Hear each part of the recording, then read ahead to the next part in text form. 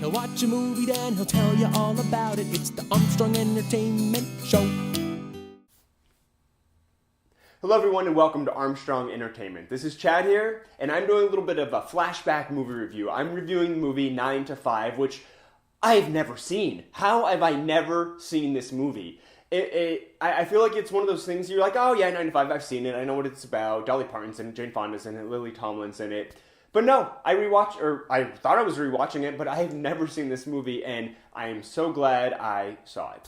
Now, if you don't know anything about this film, the basic plot is these three women are working for this horrible, horrible boss. He's a sexist, egotistical, lying, hypocritical bigot. That is literally what they call him in the film, which is really funny. And the adjectives they use to describe him, they're all working in like a 1980 specifically. This came out 37 years ago, and it's interesting how a lot hasn't changed. A lot has changed, but a lot hasn't changed. Lily Tomlin's character keeps getting passed up for promotion, and she's not getting what she deserves, basically because she's a woman. Dolly Parton's character is the secretary who the boss is trying to sleep with the entire time, and she's not having any of it because she's married, and she's a good country girl. I don't know what that accent was. And Jane Fonda is the new... I don't know what she plays. She just plays a new office worker. She's Jane Fonda. She comes in and she messes up the photocopy machine. Now, this film was so funny to me. I understand now why it's such a cult classic film. It's just a classic film. It made $100 million back in 1980. Insane. Now, let me back up a little bit. As soon as this film started, I was instantly regretting it. I was like, oh, this is going to be bad. It's going to be very dated. It is 37 years old. But slowly, as you start being introduced to the characters, I was like, wow, this is actually really funny, and it still holds up. Dolly Parton stole the entire movie for me. Now, I understand why people are so obsessed with her. She is so likable and cute and funny in this film. I think this is the first film that she ever made. She's so likable. I loved her in it by far. Lily Tomlin was also great in her role. Jane Fonda, I know, had a lot to deal with the production of this film, so she kind of just stuck herself into a character that the last character, I think.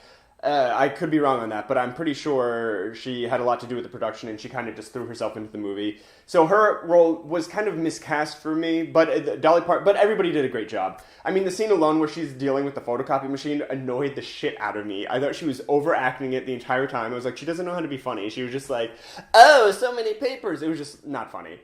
Calm down, Jane Fonda.